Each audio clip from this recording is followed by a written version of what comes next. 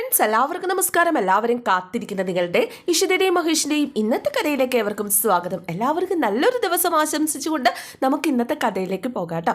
അങ്ങനെ നമ്മുടെ എല്ലാ കാര്യങ്ങളും തുറന്നു പറഞ്ഞുകൊണ്ട് നമ്മുടെ മൃണാളിനി ആകെ സങ്കടപ്പെട്ടിങ്ങനെ ഇരിക്കുകയാണ് കേട്ടോ. മാത്രമല്ല രജനിയും ആകാശവും ഒക്കെ ഞെട്ടിത്തെറിച്ചിങ്ങനെ ഇരിക്കുക. ആ ഒരു സമയത്ത് അൻസാരി വിളിച്ച് കാര്യങ്ങളൊക്കെ അറിയിക്കണമല്ലോ. അങ്ങനെ അൻസാരിയെ വിളിച്ചിട്ട് പറഞ്ഞു, ഞാൻ മൃണാളിനിയാണ്, നീ കാര്യം പറയണേ എന്ന് അൻസാരി ഇങ്ങനെ പറഞ്ഞു കഴിഞ്ഞപ്പോഴേക്കും, ഞാൻ ഇഷിതയെ പോയി കണ്ടിരുന്നു. അവള് തന്നോ? തന്നു. മിടുക്കി, നീ മിടുക്കിയാണെന്ന് എനിക്കറിയാം എന്നൊക്കെ അൻസാരി പറഞ്ഞു.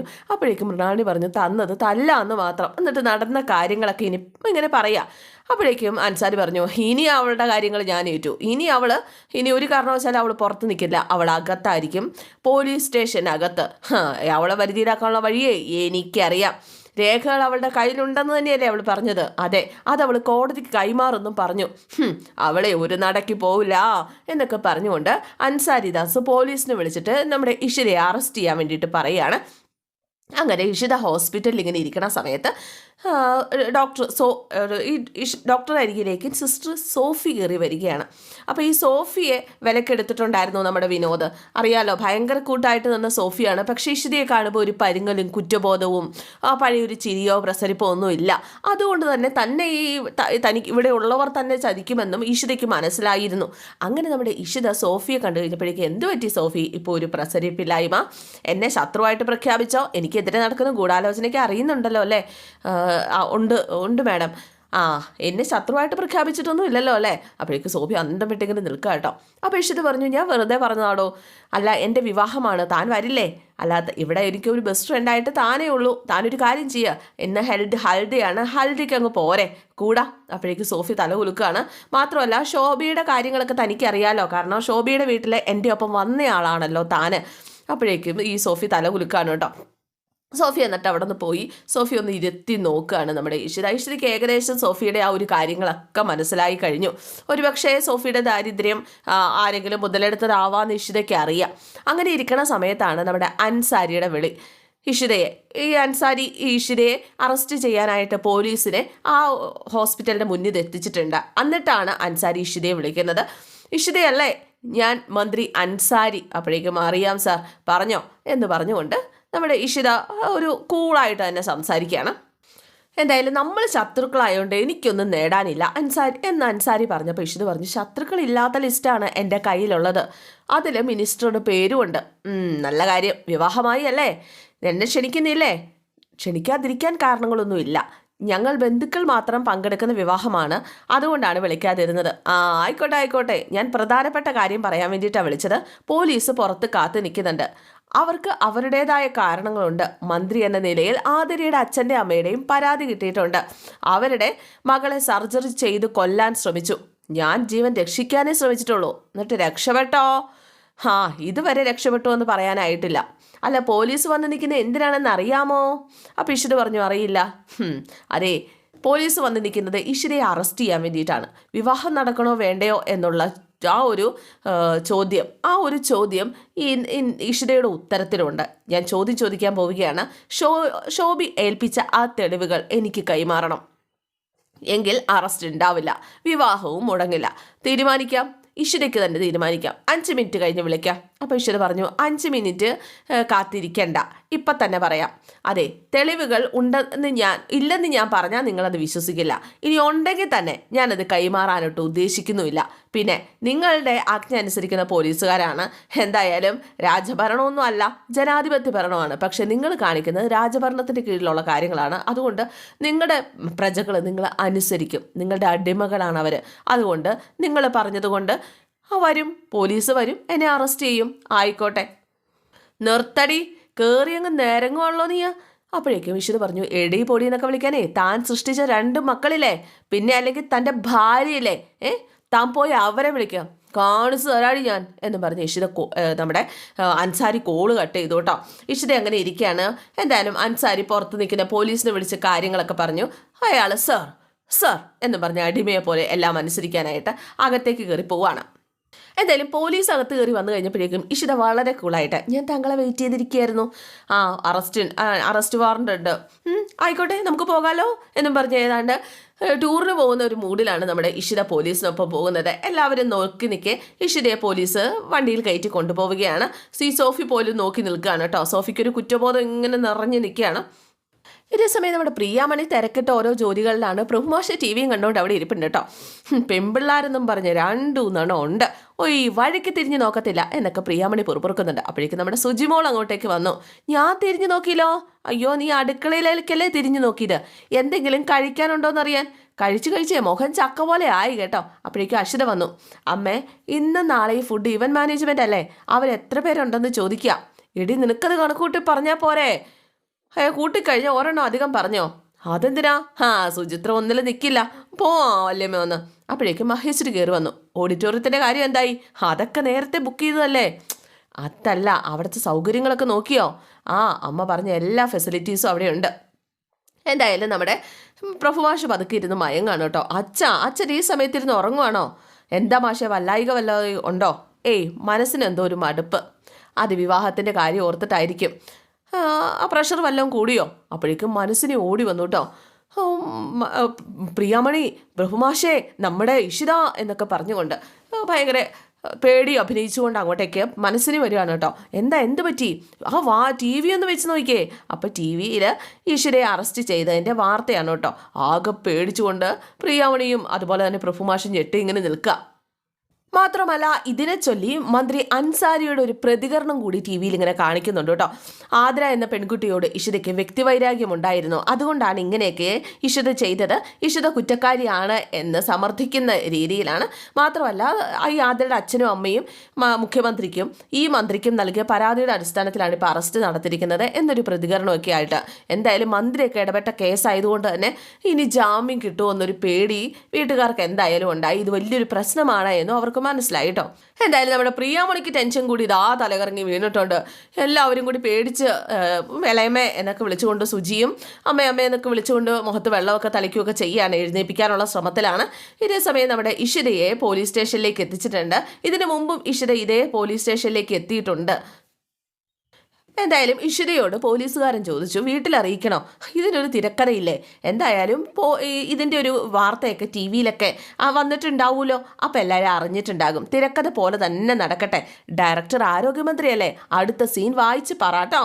അപ്പം നാളെ കോടതിയിൽ ഹാജരാകണം. ജാമ്യം കിട്ടില്ല. ജാമ്യം കിട്ടാവുന്ന ഏതെങ്കിലും വകുപ്പിലാണോ കേസ്? അല്ല, ജാമ്യം കിട്ടില്ല. അതെ, അൻസാരിദാസ് മണ്ടത്തരം കാണിച്ചു എന്ന് തോന്നുന്നു. അഥവാ ജാമ്യം കിട്ടിയാൽ എനിക്ക് എൻ്റെ വിവാഹം നടന്നു പോകും. എന്തായാലും വിവാഹത്തിൻ്റെ അന്ന് അറസ്റ്റ് ചെയ്യുമായിരുന്നെങ്കിൽ വിവാഹം നടക്കില്ലായിരുന്നു. അല്ല, അടുത്ത സീൻ എന്താ, ലോക്കപ്പിലേക്കാണോ? ആയിക്കോട്ടെ, ലോക്കപ്പിലേക്ക് പോകാം എന്നും പറഞ്ഞിട്ട് നമ്മുടെ ഇഷിത ലോക്കപ്പിലേക്ക് കയറി പോവാണ് കേട്ടോ. എൻ്റെ പൊന്നെ, ഇവക്ക് ഒരു കൂസലും ഇല്ലല്ലോ എന്ന് ഓർത്തിട്ടാണ് ഈ ജോർജ് ഇങ്ങനെ നിൽക്കുന്നത്. ആ പോലീസുകാരൻ ജോർജ് ആണ് കേട്ടോ, നമ്മുടെ അൻസാരിയുടെ ആള്. എന്തായാലും അൻസാരിയോട് വിളിച്ച് പറഞ്ഞേരെ, ഞാൻ ലോക്കപ്പിനകത്ത് കയറിയെന്ന്. വേണേ ഒരു ഫോട്ടോ എടുത്ത് അയച്ചോ, അയാളുടെ പ്രഷറേ കുറയട്ടെ. ഇതേ സമയം മഞ്ജുമയും സ്വപ്നവല്ലിയും ഒക്കെ ഡാൻസ് പ്രാക്ടീസും കാര്യങ്ങളൊക്കെ ഇങ്ങനെ നടത്തുകയാണ്. പക്ഷേ ഇഷിതയെ അറസ്റ്റ് ചെയ്ത കാര്യം ഇവർ അറിഞ്ഞിട്ടില്ല. ആ സമയത്തൊരു കോള് വന്നു മഹേഷിനോട് ടി വി വെച്ച് നോക്കാനായിട്ട് ആരാണ്ട് ഇങ്ങനെ പറയാൻ കേട്ടോ. പരിചയക്കാരാണ്, ഇഷിതയെ അറസ്റ്റ് ചെയ്ത കാര്യം അറിഞ്ഞിട്ടാണ് ഇങ്ങനെ വിളിക്കുന്നത്. അങ്ങനെ ടി വി വെച്ചു. ഇവരെയും ഞെട്ടിക്കുന്ന ആ വാർത്ത എല്ലാവരും അന്തം വിട്ടിങ്ങനെ നിൽക്കുക. ഈശ്വര, എന്താ ഞാൻ ഈ കേൾക്കുന്നത്? കല്യാണപ്പെണ്ണ് തലേ ദിവസം പോലീസ് സ്റ്റേഷനിലോ? നാളെ ഹൽദിയും മറ്റന്നാൾ കല്യാണവും വേണ്ടെന്ന് വെക്കണോ? എൻ്റെ പൊന്നോ എന്നും പറഞ്ഞിട്ട് അവിടെ വീട് കരച്ചിലും പറച്ചിലും ഒക്കെ തന്നെയാണ് കേട്ടോ. അപ്പോൾ മഹേഷ് പറഞ്ഞു, എൻ്റെ പൊന്നമ്മ ഞാനൊന്ന് അന്വേഷിക്കട്ടെ എന്നും പറഞ്ഞ് മഹേഷ് പോയി. സ്വപ്നവല്ലി കാറിച്ചേ ബഹളെ, അമ്മ ഈ കല്യാണം നടന്നില്ലെങ്കിൽ വേറെ കല്യാണം നടത്താം, അവൾ പോണെങ്കിൽ പോട്ടെ എന്നും പറഞ്ഞ് മഞ്ജിമയുടെ കെട്ടിയവൻ കേട്ടോ. നിങ്ങളൊന്ന് പോയാൽ മനുഷ്യ എന്നും പറഞ്ഞു മഞ്ജിമ. എന്തായാലും നമ്മുടെ പ്രിയാമണിയും പ്രഭുമാഷൊക്കെ ആകെ സങ്കടത്തിലാണ്. പ്രിയാമണി കരയുന്നു, അശ്വരയും സുചിത്രയൊക്കെ കൂടി സമാധാനിപ്പിക്കുന്നു. ആ സമയത്താണ് മഹേശ്വർ കമ്മീഷണറെ വിളിക്കാനായിട്ട് ശ്രമിക്കുന്നത്. പക്ഷെ കിട്ടുന്നില്ല കേട്ടോ. നമ്മുടെ മനസ്സിനെയാണ് സങ്കടമൊക്കെ അഭിനയിച്ചുകൊണ്ട് അടുത്തുണ്ട്. ഇതിലെന്തോ ചതിയുണ്ട്. അതാ നമുക്ക് ആദ്യം ചതി ആരാന്ന് കണ്ടുപിടിക്കണം. ആരോ കൂടെ നിന്ന് നമ്മളെ ചതിക്കുക. അപ്പം അതിനാരാ? ആശുപത്രിയിൽ അങ്ങനെ ശത്രുക്കൾ ആരും ഇല്ലല്ലോ. അത് നമുക്കറിയാൻ പറ്റില്ലല്ലോ മാഷേ. ന്യൂസിൽ പറയുന്ന സത്യമാണെങ്കിൽ വല്ല പിടിപാടുള്ള ആരെങ്കിലും ആയിരിക്കും. എന്തായാലും നമ്മുടെ കമ്മീഷണറെ വിളിച്ച് കാര്യങ്ങൾ പറയുകയാണ് നമ്മുടെ ഈശ്വരൻ. അതിനുശേഷം കോള് കട്ട് ചെയ്തു. ആരോഗ്യമന്ത്രി നേരിട്ട് ഇടപെട്ട കേസായതുകൊണ്ട് തന്നെ ഈ കമ്മീഷണർക്ക് ഒന്നും ചെയ്യാൻ പറ്റില്ല എന്ന് പറഞ്ഞു. മാഷു ആകെ സങ്കടപ്പെട്ട് ഇങ്ങനെ നിൽക്കുകയാണ്. അപ്പോഴാണ് മഹേഷ് അങ്ങോട്ടേക്ക് കയറി വരുന്നത്. മോനെ ഇഷിത ഇങ്ങനെ ഒന്നും ചെയ്യില്ല, വിവാഹം വേണ്ടെന്നൊന്നും വെക്കരുത് എന്ന് പറഞ്ഞ് പ്രിയാമണി കൈ തൊഴുത് പിടിച്ചുകൊണ്ടിങ്ങനെ നിൽക്കുക. അപ്പോഴേക്കും മഹേഷ് ഒന്നും മിണ്ടുന്നില്ല കേട്ടോ. മഹേഷിൻ്റെ ആ മുഖഭാവം കണ്ടു കഴിഞ്ഞപ്പോഴേക്കും മാഷിനും പ്രിയാമണിക്കൊക്കെ പേടിയായി. മാഷേ, ഞാൻ പോലീസ് സ്റ്റേഷനിലേക്ക് പോവാ, എല്ലാം വിശദമായിട്ട് അറിയാനും ഇഷിത ഇറക്കാനും നോക്കാം. അപ്പം ഞാനും വരാം. വേണമെന്നില്ല.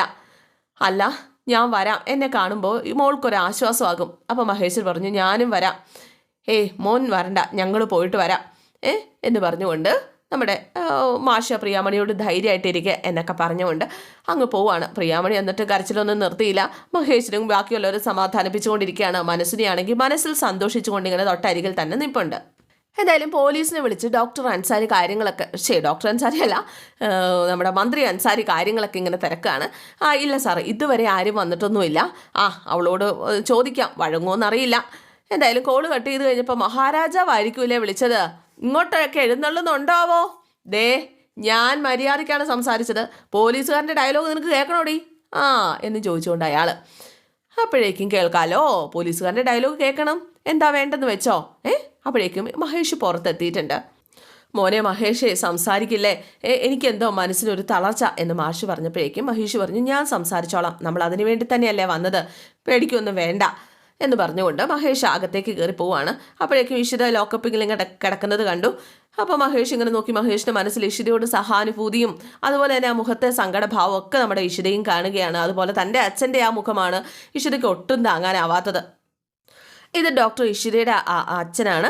ഞാൻ മഹേഷ് ചന്ദ്രൻ. ഞാനാണ് ഈ ഡോക്ടറെ വിവാഹം ചെയ്യാനായിട്ടിരിക്കുന്നത്. മറ്റന്നാളാണ് വിവാഹം. വിവാഹത്തിൻ്റെ 2 ദിവസം മുമ്പ് ഇങ്ങനെ ഒരു കേസ് വന്നു കഴിഞ്ഞാൽ എൻ്റെ മോള് ഒരു കുറ്റവും ചെയ്തിട്ടില്ല എന്നൊക്കെ പറഞ്ഞുകൊണ്ട് മാഷും. അപ്പോൾ കുറ്റം ചെയ്തില്ലെങ്കിൽ അറസ്റ്റ് ഉണ്ടാവുമോ എന്ന് പോലീസുകാരൻ ഇങ്ങനെ ചോദിക്കാം. അറസ്റ്റ് ചെയ്യേണ്ട കുറ്റമാണെങ്കിൽ 2 ദിവസം കഴിഞ്ഞിട്ടാകാമായിരുന്നല്ലോ എന്ന് മഹേഷ് പറഞ്ഞു കഴിഞ്ഞപ്പോഴേക്കും രാഹുകാലം നോക്കിയിട്ടാണോ ഞങ്ങൾ അറസ്റ്റ് ചെയ്യുന്നത്? അല്ലല്ലോ, ഇതൊക്കെ നോക്കിയായിരുന്നോ ഈ ഡോക്ടർ ഇങ്ങനെയൊക്കെ ചെയ്തത്? അപ്പോഴേക്കും പ്ലീസ് ചൂടാവരുത്, ഞങ്ങൾ മാന്യമായിട്ട് സംസാരിക്കാനായിട്ട് വന്നത്, കേസിൻ്റെ സ്വഭാവമൊക്കെ ഞങ്ങൾക്ക് മനസ്സിലായി എന്ന് മഹേഷ് ഇങ്ങനെ പറയുക കേട്ടോ. മാത്രമല്ല അതിൻ്റെ തീവ്രത എത്രത്തോളം ഉണ്ട് എന്നിങ്ങനെ ചോദിച്ചു കഴിഞ്ഞപ്പോഴേക്കും തീവ്രത കൊലപാതക കുറ്റം തന്നെയാണ്. എന്തായാലും രക്ഷകർത്താക്കളുടെ അനുമതിയില്ലാതെ സർജറി ചെയ്ത് കോമയിലാക്കിയിരിക്കുകയാണ്. മുഖ്യമന്ത്രിക്കും ആരോഗ്യമന്ത്രിക്കും ആതിരയുടെ രക്ഷിതാക്കൾ പരാതി കൊടുക്കുന്നു. അതിൻ്റെ പേരിലാണ് അറസ്റ്റ്. കോടതിയിൽ ഹാജരാക്കുന്നുണ്ട്. അവിടെ നിന്ന് ജാമ്യം കിട്ടുമോ എന്ന് നോക്ക്.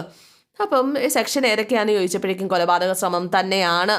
അപ്പം ജാമ്യം കിട്ടാൻ വലിയ പാടാണ് എന്ന് പറഞ്ഞപ്പോഴേക്കും ഒരിക്കലും ജാമ്യം കിട്ടാത്ത വകുപ്പാണെന്ന് എനിക്കറിയാം.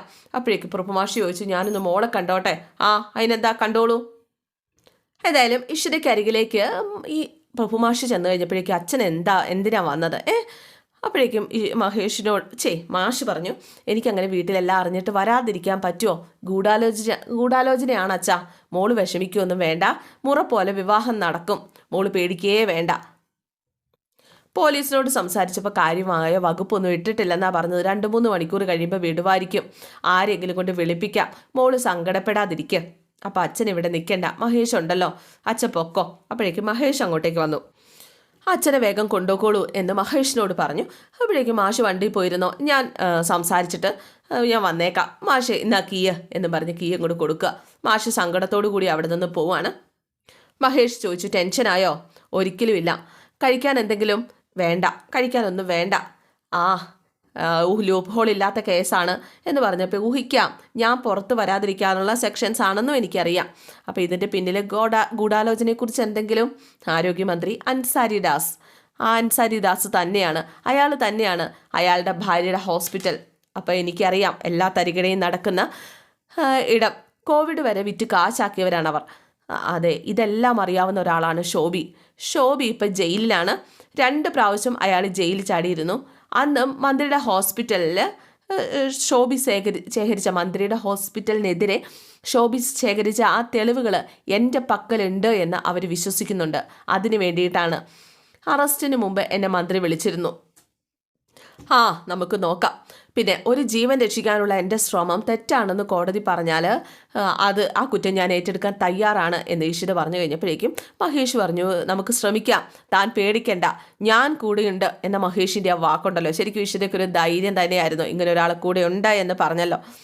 എന്തായാലും മഹേഷ് അവിടെ നിന്നും പോവാണ്. പോലീസിനരികിലേക്കാണ് പോയത്. സാർ, എനിക്ക് ഈശ്വരയെ കൊണ്ടുപോകണം. മനസ്സിലായില്ല എന്ന് ഈ പോലീസുകാരൻ പറഞ്ഞപ്പം, എനിക്ക് വീട്ടിലേക്ക് കൊണ്ടുപോകണം. ഇതൊരു പച്ചയായ നുണക്കഥയാണ്. അൻസാരിദാസിൻ്റെ ചീഞ്ഞ് നാറി നാറ്റം വമിക്കുന്ന തലച്ചോറിൽ നിന്ന് വന്ന കുരുട്ട് ബുദ്ധിയുടെ ഫലമായിട്ട്. അല്ല, സാറിന് എത്ര ശതമാനം കമ്മീഷൻ കിട്ടിയിട്ടാണ് ഈ ദൗത്യം ഏറ്റെടുത്തത്? ദേ, പോലീസ് സ്റ്റേഷനിൽ കയറുന്ന ഡയലോഗ് പറയുന്നോടാ. അതേ, സിനിമ ഡയലോഗ് ഇങ്ങനെയല്ല. എടാ ജോർജെ, നീ ആരോഗ്യമന്ത്രിയുടെ ചെരുപ്പ് നക്കിയും അയാളുടെ ഭാര്യയ്ക്കും മക്കൾക്കും പാറാവ് നിന്നും പേരക്കുട്ടികളുടെ മൂക്കള പിടിച്ചും നേടിയതാണോടോ തൻ്റെ ഈ ജോലി? ഡോ എന്നും പറഞ്ഞുകൊണ്ട് ഈ മഹേഷിനെ ഇടിക്കാനായിട്ട് കൈ അങ്ങ് പൊക്കിയപ്പോൾ മഹേഷ് ആ കൈയിലേക്ക് അങ്ങോട്ട് പിടിച്ചു. എന്നിട്ട് കൈ അങ്ങ് പിടിച്ചങ്ങ് തിരിച്ചു. ഇത് സിനിമ ഡയലോഗ്. എന്താ ചങ്കി കൊണ്ടോ? കൊണ്ടോ? അപ്പം ഞാൻ പറഞ്ഞത് തന്നെ സംബന്ധിച്ച് ശരിയാണല്ലേ എന്ന് മഹേഷ് ചോദിച്ചപ്പോൾ, എന്താടാ തനിക്ക് ലോക്കപ്പിൽ കിടക്കണോ? കെട്ടാൻ പോകുന്നവളുടെ കിടക്കാം. തൻ്റെ വായി നിരക്ക് കേൾക്കാനല്ലേ പറ്റുള്ളൂ. കൂട്ടിക്കൊടുപ്പുകാരൻ പെംബ്രോത്തിയെ അടിയറ വെച്ച് നേടിയ തൻ്റെ ജോലി, തനിക്ക് ഇതൊക്കെയല്ലേ പറയാൻ കാണുള്ളൂ. നീ കുറിച്ച് വെച്ചോ, ഇന്ന് ഇരട്ടി വെളുക്കുന്നതിന് മുമ്പ് ഞാൻ കെട്ടാൻ പോകുന്ന പെണ്ണിനെ നിന്റെ മുമ്പിൽ വെച്ച് ലോക്കപ്പിൽ നിന്ന് ഞാൻ ഇറക്കിയിരിക്കും എന്ന് നമ്മുടെ മഹേഷ് വെല്ലുവിളിക്കുകയാണ്. അപ്പം ഇന്നത്തെ എപ്പിസോഡ് ഇവിടെ അവസാനിക്കുകയാണ് കേട്ടോ. എന്തായാലും നമ്മുടെ മഹേഷും എടുക്കണം കേട്ടോ. മഹേഷ് പോലീസ് സ്റ്റേഷനിൽ കയറി ഈശ്വരിയെ വലിച്ചിറങ്ങിക്കൊണ്ട് വരുന്ന സീനൊക്കെ നാളെ ഉണ്ട്. അപ്പോൾ എല്ലാവരും നാളെ മിസ് ചെയ്ത് കാണണം കേട്ടോ. എല്ലാവർക്കും ഇഷ്ടപ്പെട്ടു എന്ന് വിചാരിക്കുന്നു. അപ്പോൾ നമ്മുടെ ചാനലിലൂടെ ചെമ്പനീർ പൂവിൻ്റെ നാളത്തെ കഥ ഉച്ചയ്ക്ക് അപ്ലോഡ് ചെയ്യുന്നുണ്ട്. അപ്പോൾ എല്ലാവരും അത് കയറി കാണുക, അഭിപ്രായങ്ങളൊക്കെ പറയുക. C okay, thank you.